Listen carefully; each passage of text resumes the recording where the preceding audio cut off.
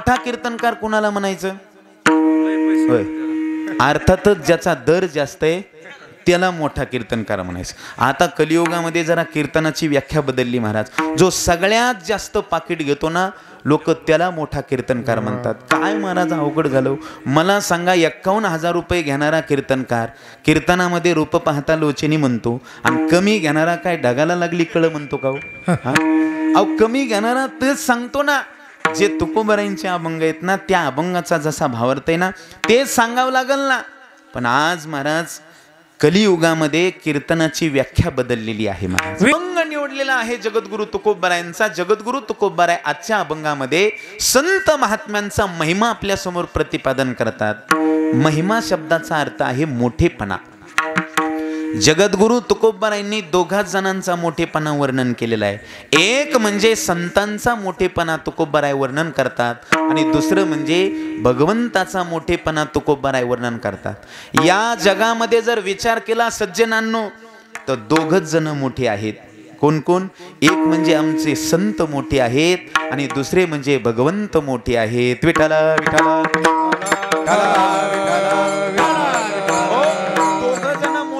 आपण सगळे खोटेच आहोत. जगामध्ये मोठं कोण असेल तर संत आहेत आणि दुसरे भगवंत आहेत. मला मोठं कुणाला म्हणायचं? ज्यांचं वर्णन 4 वेद करतात, 6 शास्त्र करतात आणि 18 पुराण करतात ना त्यांना मोठं म्हणायचं. भगवंताचा जर विचार केला तर भगवंताचं वर्णन वेदांनी केलेलं आहे, शास्त्रांनी केलेलं आहे आणि 18 पुराणांनी केलेलं आहे. महाराज 18 हे पुराणे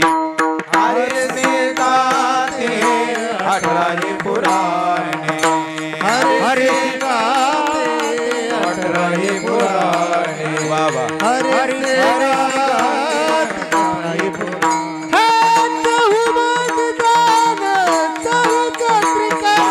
टाळी टाळी वाजवा माय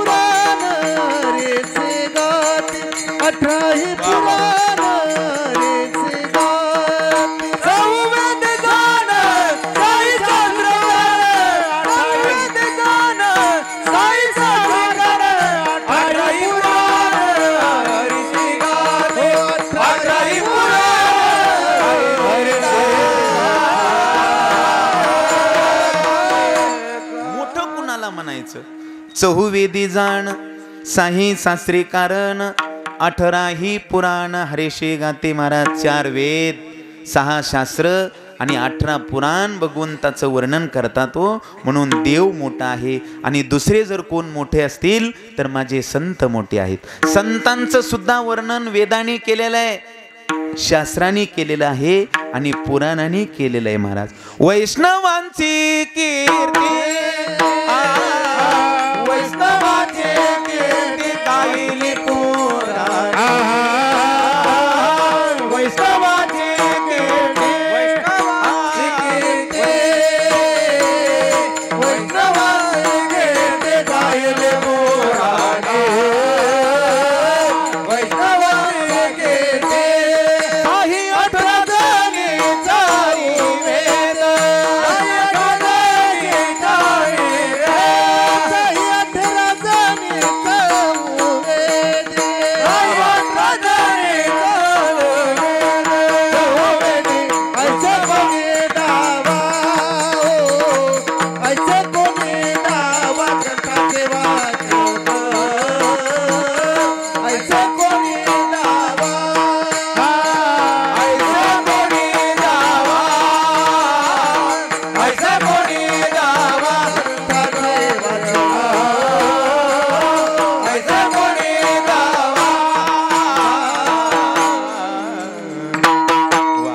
वैष्णवांची कीर्ती गायली पुराणी साही 18 जणी चहुवेदी 4 वेद 6 शास्त्र आणि 18 पुराण माझ्या संतांचं वर्णन करतात. या जगामध्ये जर मोठं कोण असतील तर माझे संत आहेत. आता मोठेपणाची व्याख्या वेगळी वेगळी आहे महाराज. देवापेक्षाही मोठं या जगामध्ये कोण असतील तर संत आहेत. अहो देव सुद्धा संतांचं वर्णन करतो महाराज. कीर्ती मुख त्यांचे नारायण वाऱ्या हाती माप चाले सज्जनाचे. कीर्ती मुख त्यांचे नारायण. महाराज साक्षात भगवान परमात्मा संतांचं वर्णन करतात, संत मोठे आहेत. आता मोठेपणाची व्याख्या वेगळी आहे महाराज. वेगळ्या वेगळ्या क्षेत्रामध्ये मोठेपणाची व्याख्या वेगळी आहे. व्यापारिक क्षेत्रामध्ये जर आपण गेलो तर त्यांच्या दृष्टीने मोठेपणाची व्याख्या वेगळी आहे. राजकारणाच्या दृष्टिकोनातून पाहायला गेलं तर त्यांच्या दृष्टीनं मोठेपणाची व्याख्या वेगळी आहे. आणि कीर्तनकाराच्या दृष्टीनं जर पाहिलं तर त्यांच्या दृष्टीनं मोठेपणाची व्याख्या वेगळी आहे. पटवून देतो तुम्हाला. व्यापाराच्या दृष्टीनं मोठं कोणाला म्हणायचं? होय, ज्याचा टर्नओव्हर जास्त आहे त्याला मोठा व्यापारी म्हणायचं. म्हणजे ज्याची देवाणघेवाण जास्त आहे, जो होलसेल मालाचा व्यापारी आहे ना, त्याला मोठा व्यापारी म्हणायचं. बरोबर आहे का नाही? चला राजकारण्याकडं, सत्ताधाऱ्याकडं चला. सत्ताधारी कुणाला मोठं म्हणतात? अर्थातच ते ज्या पदावर आहेत ना त्यांच्यापेक्षा वरच्या पदावर असणाऱ्याला ते मोठं म्हणतात. बघा तुम्ही, आमदार खासदाराला मोठं म्हणतो, खासदार मंत्र्याला मोठं म्हणतात, मंत्री मुख्यमंत्र्याला मोठं म्हणतात, आणि मुख्यमंत्री पंतप्रधानाला मोठं म्हणतात. महाराज, मोठेपणाची व्याख्या वेगळी आहे. चला आता कीर्तनाच्या क्षेत्रामध्ये चला. मोठा कीर्तनकार कुणाला म्हणायचं? होय, अर्थातच ज्याचा दर जास्त आहे त्याला मोठा कीर्तनकार म्हणायचं. आता कलियुगामध्ये जरा कीर्तनाची व्याख्या बदलली महाराज. जो सगळ्यात जास्त पाकिट घेतो ना, लोक त्याला मोठा कीर्तनकार म्हणतात. काय महाराज अवघड झालं. मला सांगा, 51,000 रुपये घेणारा कीर्तनकार कीर्तनामध्ये रूप पाहता लोचनी म्हणतो, आणि कमी घेणारा काय ढगाला लागली कळ म्हणतो का? अहो, कमी घेणारा तेच सांगतो ना, जे तुकोबरांचे अभंग आहेत ना, त्या अभंगाचा जसा भावार्थ आहे ना तेच सांगावं लागल ना. पण आज महाराज कलियुगामध्ये कीर्तनाची व्याख्या बदललेली आहे महाराज. विनोदाची कथा गोड वाटे, वा वा, विनोदाची कथा गोड वाटे, विनोदाची कथा गोड वाटे, विनोदाची कथा गोड वाटे, देवाचे चरित्र लावणे सर्व, विनोदाची कथा गोड वाटे, विनोदाची कथा गोड वाटे, देवाचे चरित्र लावणे सर्व, विनोदाची कथा गोड वाटे, विनोदाची कथा गोड वाटे. गोड प्रमाण दिलं. देवाचे चरित्र नावडे कुणासी, विनोदाची कथा गोड वाटे. महाराज, कुणालाही विनोद बरा वाटायला हो. आणि जो जास्त पैसे घेतो तो मोठा कीर्तनकार. मी नेहमी सांगतो, परमार्थ जितका रुंदीनं वाढलाय ना तितका खोलीनं वाढला नाही. रुंदीनं लय वाढला महाराज, पण खोलीनं वाढला नाही. बघा तुम्ही, आज जर विचार केला तर महाराज एवढे कीर्तनं वाढलेत, एवढे कीर्तनं वाढलेत महाराज. किती कीर्तनं? 77 कीर्तनं असतेतच, पण आधीमध्ये सुद्धा कीर्तनं चालूच आहेत महाराज. ऐका नाही, बघा तुम्ही, पोरग जन्माला, माणूस जन्माला आला कीर्तन, 5वीला कीर्तन, बारशाला कीर्तन, वाढदिवसाला कीर्तन, लग्न झालं कीर्तन, येती जातीला कीर्तन, वरातीत कीर्तन, मांडव परतणीला कीर्तन, माणूस मेला कीर्तन, 13व्याला कीर्तन, घर बांधलं, घर पाडायचं असलं म्हणलं म्हणतात काय की कीर्तन आहे का नाही. अजून घर पाडायचं नाही ठेवीत म्हणा कोणी. अहो, ते बी ठेवते काही दिवसांनी. इतके कीर्तनकार झालेत महाराज, भरपूर कीर्तनकार झाले. आणि कीर्तन कमी आहेत का? अहो, कीर्तन सुद्धा भरपूर वाढले, पण परिवर्तन आहे का? मुळीच नाही महाराज. एवढे कीर्तन होऊन ज्या अर्थी परिवर्तन नाही ना, त्या अर्थी निश्चित समजायचं आमचा कुठंतरी दोष असला पाहिजे. विठाला विठाला.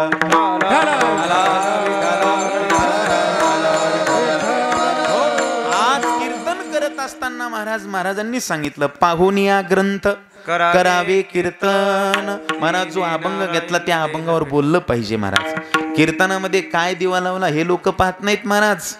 आजकाल त्या कीर्तनकाराची गाडी पाहतात, त्याची बॉडी पाहतात, त्याची दाढी पाहतात, आणि त्याचा कोट पाहतात महाराज. बरोबर आहे का नाही? कीर्तनाची व्याख्या बदलली आहे.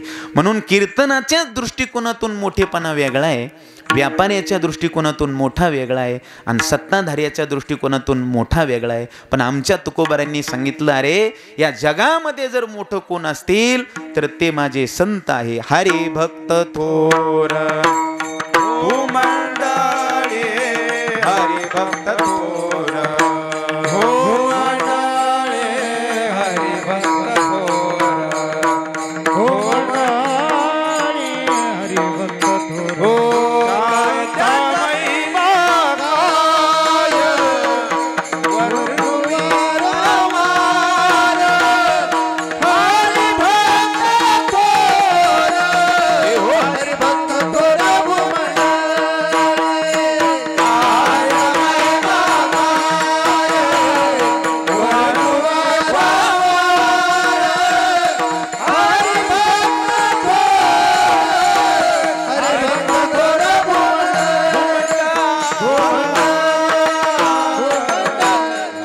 जगामध्ये जर मोठं कोण असतील तर ते माझे संत आहेत महाराज. हरी भक्त थोर भूमंडळी.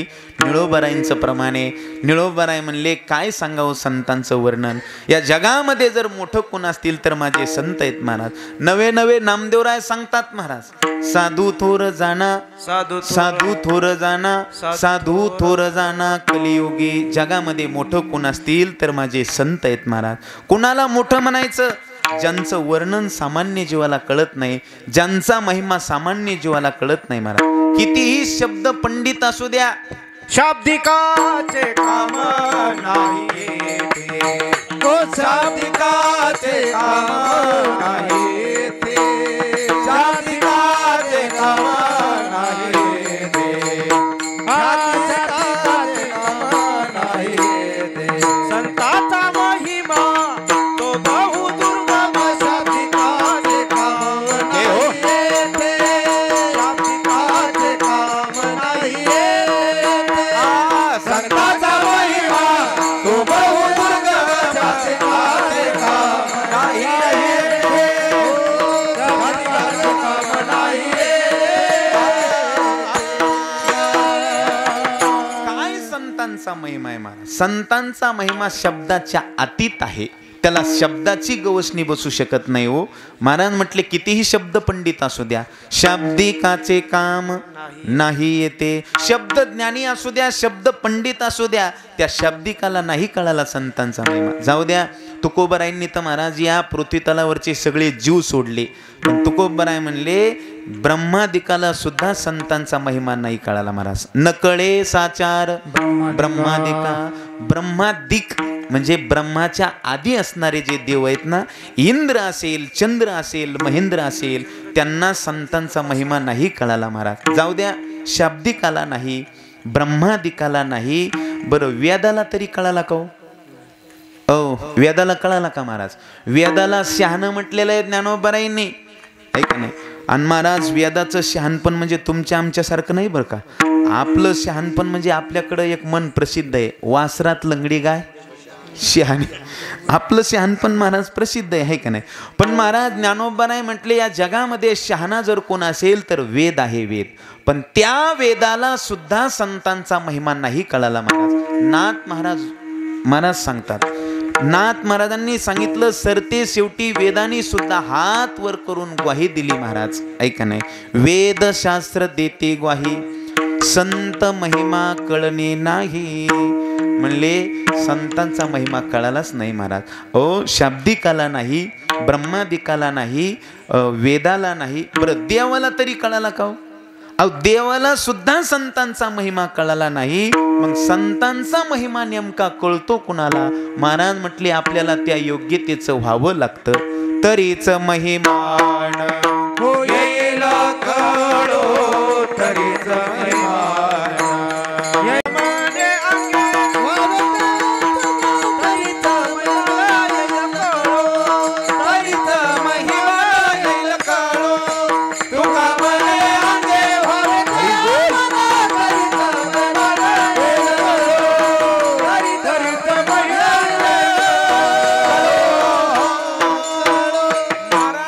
कुणालाच नाही कळत म्हणजे कुणालाच नाही कळत का? शाब्दिकाला नाही, ब्रह्मादिकाला नाही, वेदाला नाही, देवाला नाही, पण मग कुणाला तरी कळत असेल ना? म्हटले निश्चित कळतो महाराज. भक्ताचा महिमा भक्तची जाणती, दुर्लभ या गती अनेकांशी. महाराज म्हणले दुसऱ्याला नाही कळत पण भक्ताचा महिमा, संतांचा महिमा संतांना कळतो महाराज. नवे नवे आपल्याला त्या योग्यतेचं व्हावं लागतं. तरीच महिमान येईल कळो.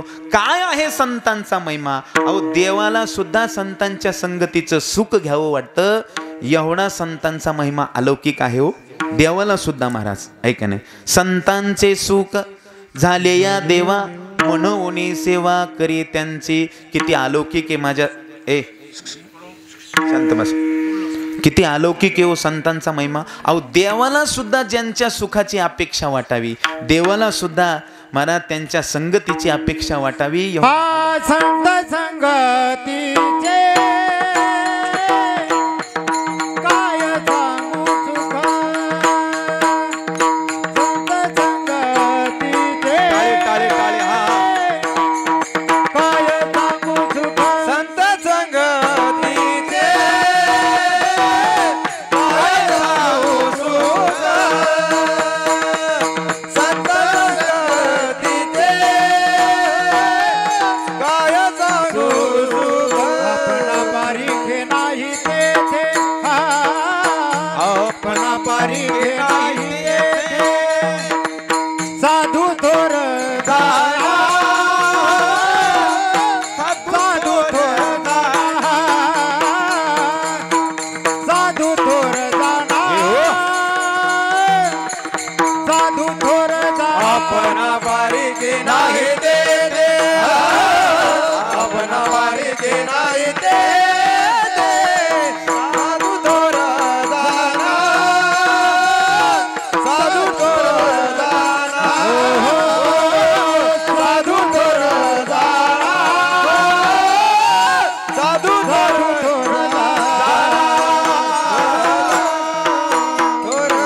नामदेवराय म्हटले काय त्यांच्या संगतीचं सुख सांगावं महाराज. अहो किती सुख आहे महाराज. देवाला सुद्धा त्यांची सुखाची अपेक्षा वाटावी. एवढा अलौकिक महिमा संतांचा आहे महाराज. देवाला सुद्धा, म्हणून तर देव त्यांच्या मागं पुढं उभं राहून त्यांची सेवा करतो महाराज. किती देवानी सेवा केली संतांची महाराज.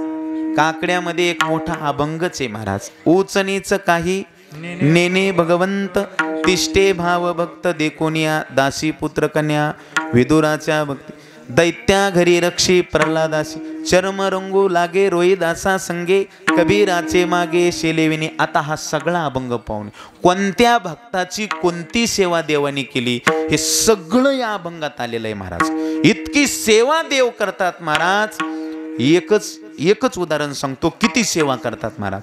महाराज पंढरपूर जवळ तेरढोकी नावाचं गाव आहे आणि तिथले श्रेष्ठ संत महाराज गोरोबा कुंभार. गोरोबा काकाचे हात तुटले आणि दोन्ही हात आता का तुटले, कसे तुटले मागचा इतिहास नाही सांगत, पण गोरोबा काकाचे 2 हात तुटल्यानंतर गोरोबा काकाला एकच चिंता निर्माण झाली की मी आता पांडुरंगाचं भजन कसं करू. काय महाराज आपला जर हात फ्रॅक्चर झाला ना तर आपल्याला कशाची चिंता वाटते. नित्य उठून या खावयाची चिंता. आपल्याला वाटतं आता काम कसं करू, आणि काम नाही केलं तर पैसा कसा मिळू, आणि पैसा नाही कमवला तर खाऊ काय. आपल्याला खायची चिंता वाटते. पण काकाचे हात तुटल्यानंतर काकाला एकच चिंता निर्माण झाली की आता मी देवाचं भजन कसं करू. आणि तिकडे विटेवर असणाऱ्या पांडुरंगाला चिंता निर्माण झाली की आता काकाच्या संसाराचं कसं. पहा, देवाला चिंता काकाच्या संसाराची आणि काकाला चिंता पांडुरंगाच्या भजनाची. यालाच म्हणायचं तुका म्हणे घालू तयावरी भार. मला चिंता निर्माण झाली पांडुरंगाला. आता काकाला मडके घडवता येणार नाही, आणि मडके जर नाही घडवले तर काकाकडं पैसा येणार नाही, आणि पैसा जर नाही आला तर संसार नीट चालणार नाही. परिणाम जगाचा मालक विटेवरून खाली उतरला महाराज. आणि महाराज कुंभाराचा वेश धारण केला आणि भगवंताला वाटलं आपण नोकर म्हणून काम करावं. भगवान निघाले तेवढ्यात भगवंताच्या ध्यानात आलं, कुंभार म्हटल्यानंतर माती व्हायला काय पाहिजे, गाढव पाहिजे. पण गाढव कोण होईल. समोरच असणाऱ्या गरुडाकडे पाहिलं, म्हटले गरुडा जे हरी. गरुड म्हणले बरे का देवा, आता डायरेक्ट गरुडाहून गाढवच करता का. पण हरकत नाही म्हटले. आले देवा जिच्या मना म्हणले हरकत नाही, म्हणले देवा तुम्ही जर कुंभार होत असाल तर मी गाढव व्हायला तयार आहे. महाराज पांडुरंग परमात्मा कुंभार झाले, गरुड गाढव झाले आणि निघाले. महाराज पुन्हा भगवंताच्या लक्षात आलं मी कुंभार झालो, गरुड गाढव झालं, पण गाढवावर माती टाकल्यानंतर पाठीमागून हाकायला कोण पाहिजे? कुंभारीन पाहिजे ना, बरोबर आहे का नाही? कुंभारीन पाहिजे ना. म्हटले मग कुंभारीन कोण होईल? अर्थातच महाराज रुक्मिणी आईसाहेबाकडे पाहिलं. रुक्मिणी आईसाहेबांनी सांगितलं देवा तुम्ही जर कुंभार होत असाल तर मी कुंभारीन व्हायला तयार आहे, हरकत नाही. रुक्मिणी आईसाहेब कुंभारीन झाल्या, देव कुंभार झाले आणि गरुड गाढव झालं आणि निघाली स्वारी. महाराज कुठं? तेरला निघाले. तेरला आणि तेरला आल्यानंतर महाराज गोरोबा काकाच्या घरी आले आणि आवाज दिला आहेत का काका घरी? आणि महाराज प्रमाण बरोबर आहे बरं का तुमचं, फक्त आपल्याला वेळ कमी असल्यामुळं थांबवलं आहे का नाही. आहेत का काका घरी आवाज दिला. गोरोबा काका बाहेर आले आणि बाहेर आलेलं पाहता तर महाराज विचारलं कोण आहात आपण? भगवंतांनी सांगितलं मी गरीब कुंभार आहे. मला असं कळालं की तुम्हाला एका नोकराची गरज आहे आणि मलाही नोकरीची गरज आहे. तुम्ही जर मला कामाला ठेवलं तर मलाही 4 पैसे मिळतील आणि तुमचाही व्यवसाय चांगला चालेल. आणि त्यावेळेला गोरोबा काकाला मनातले मनात आनंद झाला. महाराज गोरोबा काका त्या कुंभाराजवळ गेले आणि कुंभाराजवळ जाऊन म्हटले बरं झालं अगदी देवासारखे आलात. देव म्हटले हे सारखं शब्द कशाला घातला? ते कोण आलो? देवच आलो. म्हटले सारखं शब्द कशाला घातला? म्हणले हरकत नाही, पण म्हणले दाखवा. म्हणले काका आम्हाला माती दाखवा, ते चाक दाखवा, पाणी दाखवा. काकानी महाराज माती दाखवली, चाक दाखवलं, पाणी दाखवलं आणि महाराज भगवंतांनी त्यावेळेला गाडगे मढवायला सुरुवात केली, मडके घडवायला सुरुवात केली. मी एकच वाक्य सांगतो, ज्या मातीला जगाच्या मालकाचे हात लागले असतील ती माती किती पवित्र असेल हो. म्हणून तुम्ही तेरला गेल्यानंतर एकदा जा आणि तिथली माती उचलून आपल्या कपाळाला लावा. आपलं कल्याण झाल्याशिवाय राहणार नाही. भगवंताचे हात लागले आणि भगवंतानी सुंदर मडके घडवायला सुरुवात केली. काय येणार नाही हो देवाला? ज्यांनी हे सुंदर मडके घडवलेत, कळतंय ना कीर्तन, ज्यांनी हे तुमच्या माझ्यासारखे 3.5 हाताचे मडके घडवलेत त्याला मातीचे मडके घडवणं लय अवघड आहे का? एवढे सुंदर मडके घडवायला सुरुवात केली. महाराज बघता बघता कीर्ती पंचक्रोशीत पसरली की गोरोबा काकाच्या नोकरांनी बनवलेले मडके फुटत नाहीत. जगाच्या मालकांनी बनवलेले मडके ते काय फुटणार आहेत का हो? फुटत नाही. सगळे लोक येऊ लागले, काकांच्या घरून मडके खरेदी करू लागले. व्यवसाय वाढला, भरभराट वाढली. महाराज लोक मडके खरेदी करायचे आणि काकाच्या कानात येऊन म्हणायचे बरं का काका तुमच्यापेक्षा तुमचा नोकर सुंदर मडके घडवतो. आता ह्यो नोकर होता का हो? जगाचा मालक होता. आणि महाराज बघता बघता कीर्ती पंचक्रोशीत पसरली आणि हीच कीर्ती महाराज आळंदीपर्यंत गेली. मुक्ताई, सोपान काका, निवृत्तीनाथ महाराज, ज्ञानोबराय या 4ही भावंडाच्या कानावर गेली. मुक्ताईनं सांगितलं निवृत्तीनाथ दादा आपल्याला पंढरपूरला जायचंच आहे, तर जाता जाता तेरून काकाला भेटून जाऊ म्हटले. फारच सुंदर नोकर भेटला म्हणे काकाला. म्हणले हरकत नाही मुक्ते, आपण उद्या सकाळी काकांकडे जाऊ. आणि महाराज आळंदीचे 4ही भावंड तेरकडे निघाले आणि ही बातमी रात्रीच भगवंताला कळाली. भगवंतानी सांगितलं बरं का गरुडा हे आळंदीचे लोक लय हुशार आहेत बरं का, आणि ते आल्यानंतर आपलं भिंग फुटल्याशिवाय राहणार नाही. म्हणले एक काम करा, म्हणले आपलं चंबू गबाळ गुंडाळा म्हणले आणि चला रातचंच म्हणले आपलं निघून पंढरपूरला.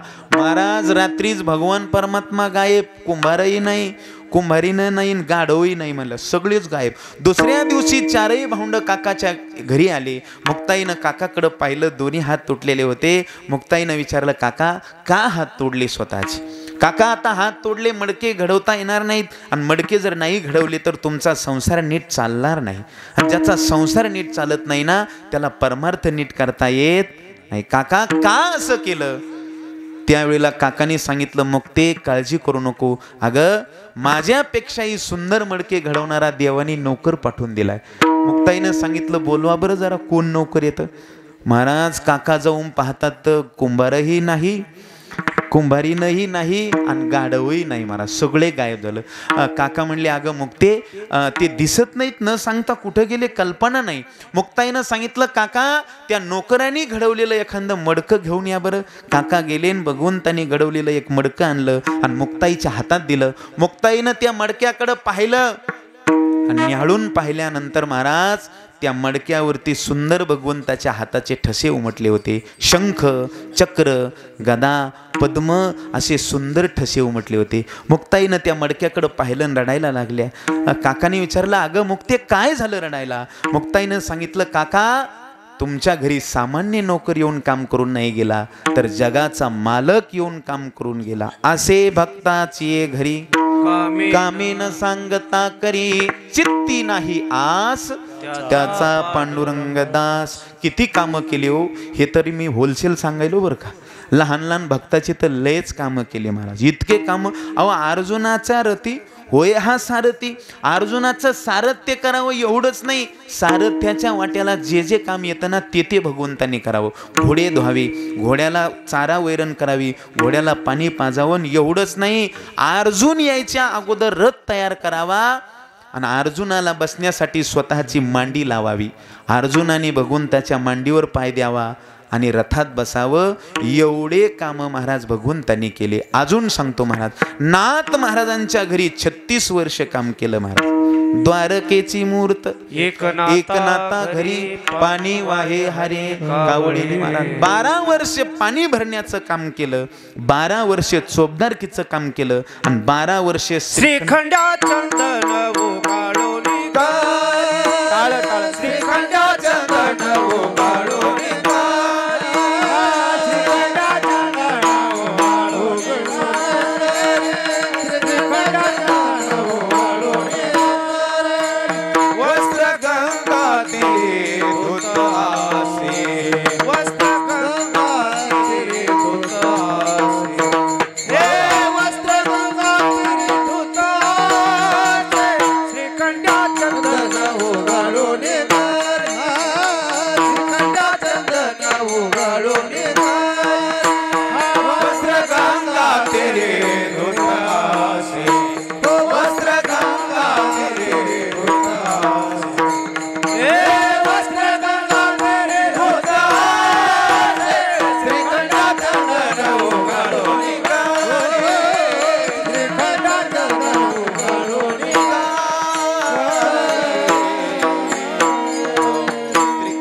चंदन उगाळून करी वस्त्र गंगा तिरी धुतासे. 12 वर्ष चंदन उघडून देण्याचं काम केलं. एवढंच नाही तर चोखोबरायांचे बहीण झाले हो देव. चोखोबाची बहीण झाला सारंग वहिनी उघडादार हाका मारी. आणि चोखोबारायांच्या पत्नीचं बाळातपण भगवंतानी करावं. एवढी सेवा भगवान भक्ताची करतात. एवढा महिमा अलौकिक आहे. तुम्ही म्हणता महाराज हे सगळं देवाचं सांगायला लागले, काय महिमा आहे जरा जीवासाठी सांगा ना. सामान्य जीवासाठी सांगा, आमच्यासाठी सांगा. तुकोबराय परावृत्त झाले आणि तुकोबराय म्हणले ऐका, सामान्य जीवासाठी सांगतो. संतांचा इतका अलौकिक महिमा आहे. तुम्ही संत महात्म्यांना नुसतं आलिंगन जरी दिलं तर सायुज्यता नावाचा मोक्ष प्राप्त होतो. अभंगाचं पहिलं चरण. आलिंगन